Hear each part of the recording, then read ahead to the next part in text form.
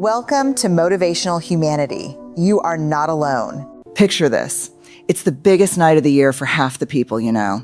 Group chats are lighting up. Someone's cousin painted her whole face team colors. Your neighbor hasn't slept right in 3 days because of the game. And you? You're folding laundry, half listening, wondering what exactly you're supposed to be feeling right now. If you've ever sat in a room full of people losing their minds over a ball going into a net, a hoop, an end zone, and felt absolutely nothing, I want you to know something before we go any further. You are not broken. You are not missing a piece. You are not, as one relative may have implied at Thanksgiving, just not a real fan of anything. What's actually happening inside you is one of the most quietly fascinating stories in psychology. And today we're going to walk through it together, because understanding this isn't just interesting. It might be the thing that finally makes you stop apologizing for who you are. Let's start with the question underneath all of this. Why do so many people care so much? Human beings evolved as tribal animals. For most of our history, belonging to a group wasn't a nice to have. It was survival.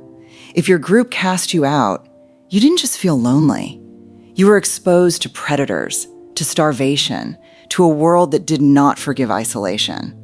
So our brains built in a powerful reward for group belonging, and it never really left us. It just found new outlets. Sports became one of the most efficient outlets ever invented. A stadium full of strangers becomes a tribe for 3 hours. When your team scores, your brain releases oxytocin, the same bonding chemical that floods your system when you hold someone you love. Your nervous system, quite literally, is fooled into treating a group of professional athletes you've never met as an extension of your own family. Now, here's where it gets interesting, because if that's true for sports fans, the opposite is also true, and it's just as real. People who feel nothing when the game is on often carry what researchers describe as a lower need for tribal identity. Their sense of self isn't built on we. It's built on I. They don't feel an empty space where group belonging should be because they've never needed the crowd to know who they are. And there's something else worth naming here. People with a weaker pull toward tribal thinking also tend to show less us versus them bias in general. They don't reflexively distrust people simply for being on the other side of a rivalry, a border, or an argument. Their minds were never wired to sort people into ours and theirs quite so automatically. But the story doesn't stop at belonging. It gets stranger, and honestly, a little unsettling. When you look at what's happening in a devoted fan's brain during the game itself. Think about the feeling right before you open a gift, or right before you hear news that could go either way. That electric, stomach-turning anticipation, that's dopamine. And here's the thing about dopamine. It isn't triggered by the reward itself nearly as much as it's triggered by not knowing whether the reward is coming. Every play, every possession, every close call is another hit of that uncertainty. Brain imaging studies have shown that watching your team compete lights up the same reward circuitry as gambling.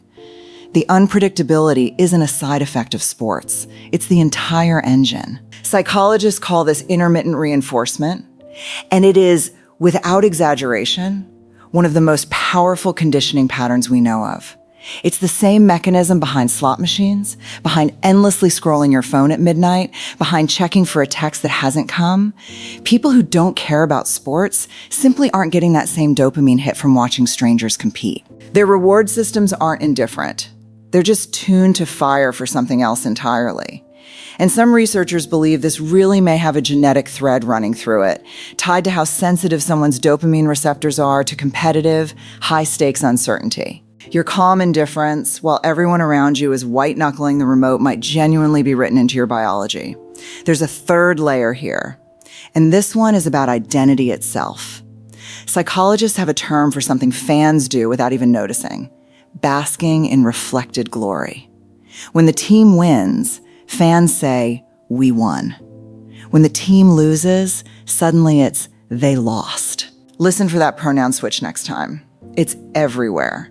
It's a way of protecting the self by attaching to outcomes you had no hand in creating.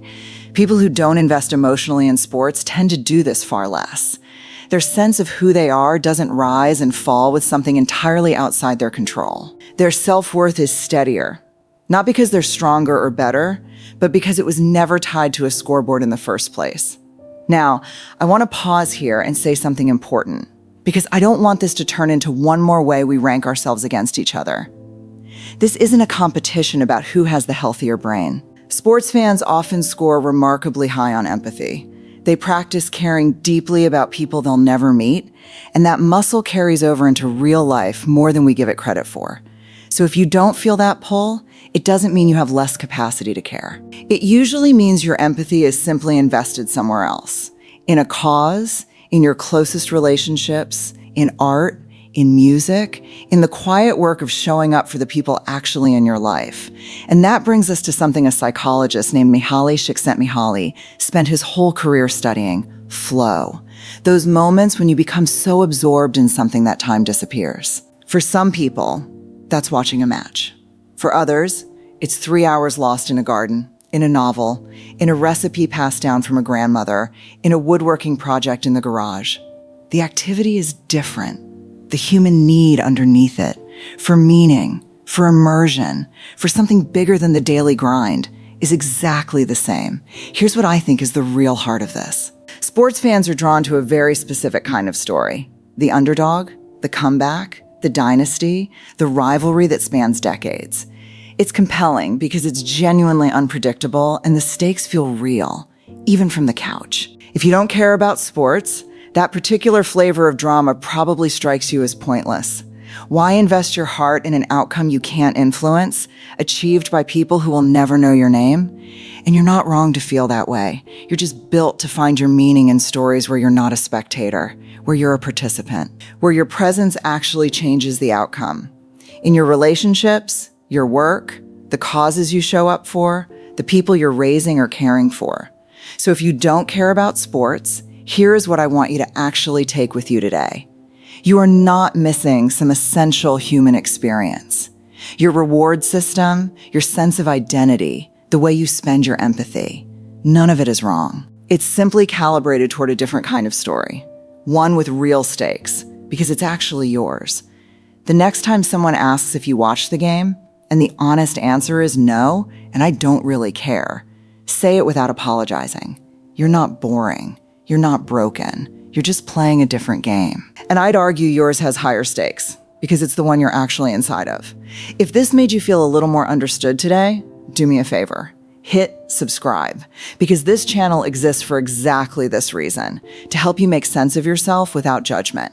And drop a comment telling me, what's the thing that actually gives you that lost in it feeling if it's not sports? I read every single one. And I promise you, someone else scrolling through the comments needs to hear your answer just as much as I do. I'll see you in the next video, where we're going to talk about why the quietest people in the room are often processing the world more deeply than anyone realizes, and why that might be your greatest strength, not your weakness.